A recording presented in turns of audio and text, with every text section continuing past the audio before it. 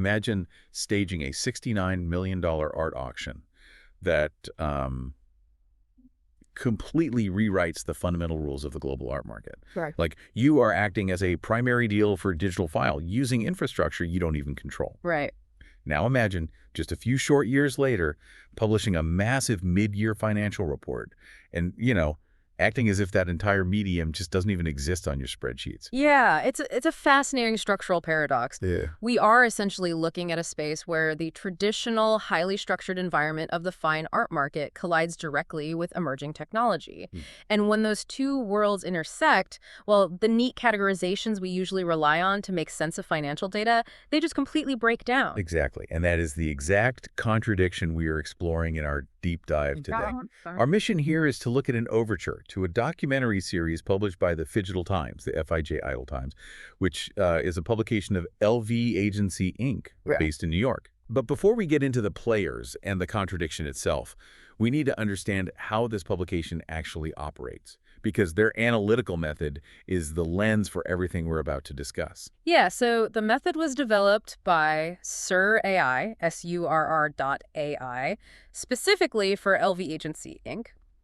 And they call it numeric humanism and systems analysis. Okay, so if I'm understanding this framework correctly, it essentially separates the cold, hard data from the human narrative that gets applied to it. That is the absolute core of it, yeah. Right. It functions through a really strict dual lens. So on one side, you have the verifiable data. Right, the record. Exactly, the public record, the hard numbers, the actual dates. And that data is kept entirely separate from the publication's interpretation, which they call the reading. So you look at the record first, and only then do you look at how people are reading that record. Precisely. Well, the publication uses this method to outline our exact job for you today.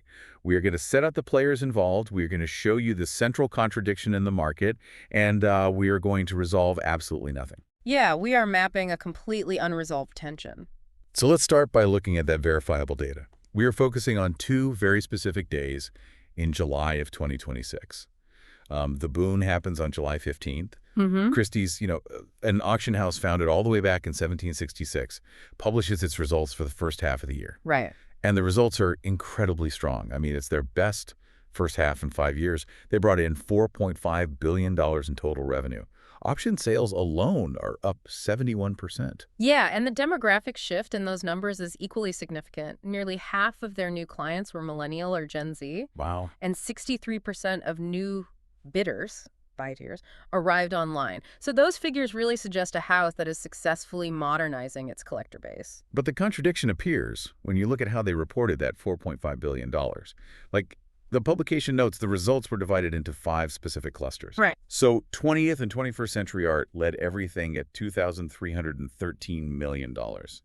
Then luxury at $539 million, Asian and world art at $249 million, classics at $241 million, and old masters bringing up the rear at $183 million. Which brings us to the glaring absence in that public record. Yeah. When you review those 5 financial clusters, digital art and AI art are completely missing. There is just no dedicated line for them. Which is wild, right? Because this is the exact same house that staged the world's first dedicated AI art auction just 16 months prior to this report. Exactly. I mean, they pioneered the space, and now it is invisible on the ledger. And the friction gets much more pronounced when you move to the very next day on the calendar. On July 16, Christie's convened its annual Art+Tech Summit in New York. Right. The event ran from 9:25 a.m. to 5 p.m., and when you run the systems analysis on that schedule, the publication calculated that roughly 30 minutes of that entire day was actually spent discussing technology as an artistic medium. Wait, 30 minutes out of a full-day tech summit? Yeah, roughly 6%. 6% of the programming dedicated to the actual art. That's that really highlights a massive pivot in institutional focus. It does, but the record of what was actually said from the stage during that 6% is what really defines this contradiction. Okay, we have to bring in Marcus Fox here. He is the Global Managing Director of 20th and 21st Century Art at Christie's, and he spoke at the summit on July 16th. Right. Marcus Fox told the room the market is post-NFT, Yeah. and that he did not want to sift through the wreckage. Framing an entire medium as wreckage from a corporate stage is a highly definitive stance. And he doubled down on it later that same day. Introducing an artist and an advisor, Fox added that although they use the technology, This conversation was not about NFTs. Now, for you listening to this, hearing phrases like wreckage and post-NFT, it is incredibly tempting to conclude that the medium was being declared dead right there on the stage. And here is where the publication's framework requires a really strict correction. If we rely solely on the verifiable record, Fox never used the word dead. Right, he didn't. That distinction might sound minor, but it is critical to their analysis. In fact, Max Carter, who is the global chairman of the exact same department, explicitly rejected that terminal framing. Because if Fox is talking about wreckage, it sounds like the department is buried. But Max Carter ran that department. Like, he can't possibly view his own tenure as a failure, right? Well, Carter's argument was much more nuanced. His position was that a specialist category can simply go quiet when external macroeconomic conditions turn against it. Okay. Going quiet does not mean the category has ceased to exist. To illustrate this, his account drew a direct comparison to the house's Russian art department, which experienced a similar external chilling effect. Okay, that makes sense. External conditions change, the volume drops. Exactly. And regarding the digital art department specifically, Carter stated, "I'm actually very proud of what we did in that space, and that is probably surprising coming from someone with my background. We took a fairly advanced position on something that was still quite niche at the time. It then became much more mainstream, and we served a different group of clients. It was a very interesting learning experience." So we had this remarkable internal tension within the same department. Yeah. One leader describes it as wreckage, and the other frames it as an advanced position and a proud learning experience that, merely went quiet. And to understand why this structural tension matters so much, we need to step away from the auction executives for a second and look at the actual artistic medium they're struggling to categorize. Let's do it. Let's focus on Kia Tadele, who leads an Ethiopian collective called Yatreda. Their process is like a perfect encapsulation of this technological shift. It really is. They reinterpret cultural memory by building these intricate handmade sets. They film those sets, and then they preserve that film permanently on a blockchain. The publication specifically points to their artwork, 21st Century Akadama, Akodiechma, which was shown at Art Basel, Miami Beach, in 2025. Right. This piece physically pairs a handcrafted silver crown created with Asprey Studio ASSPRE with a blockchain-minted film. And they're also behind an earlier work called Abyssinian Queen, Abba-A-N-A-N. And that piece holds a major historical distinction because it was the first artwork purchased fully on-chain by a U.S. institution, specifically the Toledo Museum of Art. Yeah, and analyzing 21st century Akadama, Akodeisma, raises the most fundamental question for anyone trying to navigate this market. If you remove the blockchain element entirely, what are you actually left with? You are left with a beautiful physical silver crown and a completely reproducible video file. Exactly. So traditional auction houses rely on being the central authority. They hold the paperwork, they verify the history. But what makes a reproducible video file collectible without the auction house's paperwork? Well, the publication's analysis frames this as the oldest problem in time-based art. Historically, the market relies on an external apparatus of physical documentation. You need edition numbers, edish, and physical certificates of authenticity just to distinguish the original from a copy. Right. The blockchain disrupts that entirely because it performs that verification function natively. It fixes the authorship and the ownership permanently and publicly at the exact moment the file is created. And Tadele's position on this mechanism was that the collector is acquiring every single step of the process. The decentralization of the blockchain makes the artwork inherently resilient. And the publication defines this specific intersection where the physical object meets native digital provenance as phygital, F-I-J-idle, or hybrid art. Which brings us right back to the systems analysis of that July 15 Christus report. If the phygital F-I-J-idle artwork natively protects its own history and authenticity, why does lacking a specific category line on a corporate spreadsheet matter so much to the medium's survival? Yeah, how does a missing financial category trap an entire medium?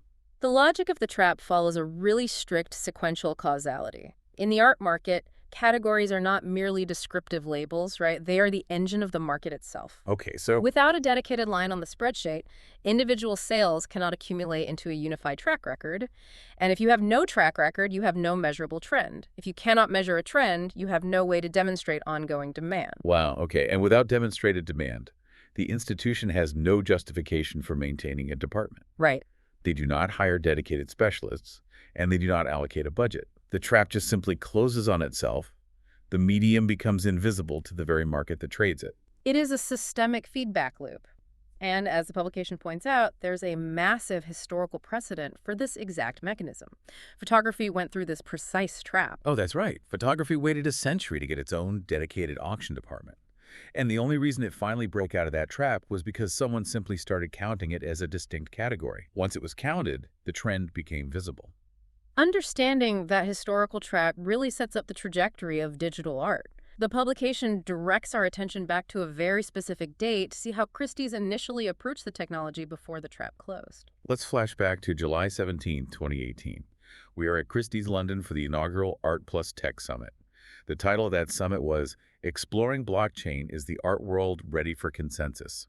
And, I think that question mark at the end of the title is incredibly revealing. Yeah, totally. The keynote address that year was co-organized with Christie's Education, and the speaker was Anne Bracegirdle. Right. And her proposal was radical for 2018. Her argument centered on establishing an industry-wide registry on the blockchain for all traded art. Her rationale was that the art market operates without any single, unified record of purchase prices, and that actual sales results are routinely withheld from the public. And the trajectory from that 2018 keynote to the 2026 summit is deeply ironic. Bracegirdle proposes a decentralized registry with the backing of Christie's Education. Right. The House follows that by building a dedicated on-chain platform, opening a specific digital department, and hosting those AI auctions. But then, fast forward to 2026, and the entire structure has flipped. Yeah. The summit is no longer organized by Christie's Education. It is run by Christie's Ventures, their corporate investment arm. Bracegirdle has left the organization, and the House is using that very same stage to describe the space as wreckage. But the space between that 2018 theory and the 2026 contraction contains a massive structural climax. Oh, definitely. March 11, 2021. Christie's concludes a single lot sale of Beeples every day, the first 5,000 days. It sells for $69,346,250. Staggering. The bidding mechanics alone are wild. The opening bid was just $100. The auction ran for 10 days, drawing 33 bidders. And in just the final 2 hours, the price spiked violently from roughly $14 million all the way to the final close. The financial result obviously captured all the headlines, but the systems analysis points to a far more crucial operational detail. This was a primary market sale. Which fundamentally breaks their traditional model. I mean, Christie's is a 250-year-old secondary market institution. They exist to sell works that already have established owners. Right. But here, they acted as a primary dealer directly for a living artist. And they did it using digital infrastructure that they did not even control. They were only able to transact a purely digital file because the file natively carried its own provenance, puro via onant's record, permanently inside itself. The artwork did the auction house's verification job for them. That 2021 Beep sale was essentially Anne Bracegirdle's 2018 keynote executed in real time on a global stage. Exactly. So the record shows the theoretical proposal, the massive operational execution, and the subsequent contraction where the department was dissolved. And to map out how the industry is processing this fallout, the publication reviewed the public record of 10 distinct professional voices. Right. 9 of these individuals spoke this year. The 10th voice is Marcus Fox's own past statements, which honestly provide a really striking juxtaposition, against his recent comments about wreckage. Let's examine how Fox framed the medium during the boom. In October 2021, while discussing the Beeple, Human One sale, Fox stated, presenting this physical object and the associated NFT as a highlight of the 21st century evening sale, alongside the best artists in recent decades, provides context for the best of physical and digital works. Christie's is proud to continue to be in the center of the NFT conversation. He went even further in establishing the value of the technology the following year. In 2022, Fox stated, an NFT is a publicly viewable, permanent record that is unique. And those statements perfectly validate the very mechanism that makes phygital FIJI art resilient, which makes his 2026 dismissal so notable. Yeah. But to understand the broader market reading, we need to look at how institutional leaders reacted to the contraction. Because you would expect museums to run away when the market crashes, right? But the record shows the opposite. Philippe Bettinelli, at the Centre Pompidou, described the initial boom as a gold rush. Right. His reading of the subsequent crash was that it forced a necessary rationalization, returning the market to a realistic scale, which ultimately benefited the artists. And Marcella Lista account confirmed that institutional commitment. Her position was that the Center Pompidou, S on True Pompidou, deliberately chose to acquire 18 blockchain works after the crash had already occurred. Diane Drube, offered a similar lens on MoMA acquisitions in late 2025. Her argument was that those purchases supported digital cultures in a way that extended far beyond the underlying technology and the initial market speculation. So if major institutions are buying after the crash, how do market analysts read the departure of the speculative capital? Good question. Well, Alex Historic's ES Historic argument was that the speculators simply disappeared from the ecosystem, leaving behind a core group who were truly committed to the artists and curators. But the structural reality of the auction houses still remains. If we look at Bonnie Brennan, the CEO of Christie's, her position focused on operational agility. Right. Her argument was that the market requires the house to remain nimble, that digital art naturally sits within the 20th and 21st century department, and that institutional resources must inevitably follow market demand. And Louis Jebb, LOE Jebb, took a distinctly positive view of that structural shift. His reading was that closing the dedicated digital department was actually an admission that digital art is simply contemporary art. In his view, an unnecessary silo was removed. Sylvain Lévy's account of a major platform changing owners viewed the transition not as a death of the medium, but rather as an absorption into a larger ecosystem. Finally, P.G. Carlson's P.G. R. Ellison observation looked at the collectors themselves. His position was that the generational transition in collecting behavior remains a significant stumbling challenge, one that is largely driven by chance rather than predictable systems. Okay, so we have walked through 10 distinct professional voices analyzing the exact same market cycle. Yeah. The boom, the people, wholesale, the contraction, the closure of the department. Yeah. And here's where the numeric humanism framework truly pays off. When you look at the verifiable data, none of these 10 voices disagree on the facts. There is absolute consensus on the events themselves. Everyone acknowledges that the dedicated department closed. Everyone agrees that the market contraction was severe. Right. The record clearly shows that the medium continued to be produced and that major museums continued to acquire these works. The facts do not change. But the publication systems analysis reveals that the entire conflict hinges on a single concept. It all comes down to the specific terminology they use to interpret the exact same data.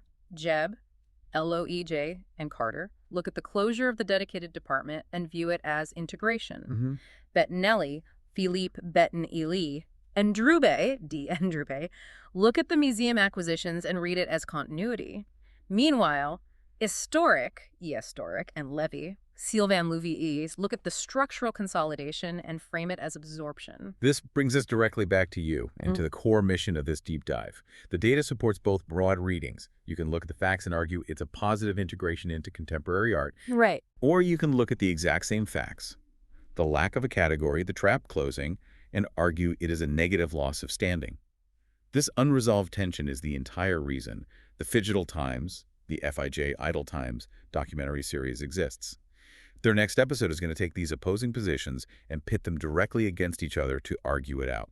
Because the verifiable data simultaneously supports both narratives, we are left confronting a fundamental question about how market categories and art history operate in real time. Is folding a medium into a larger category recognition or erasure, E.R.A. Weiser?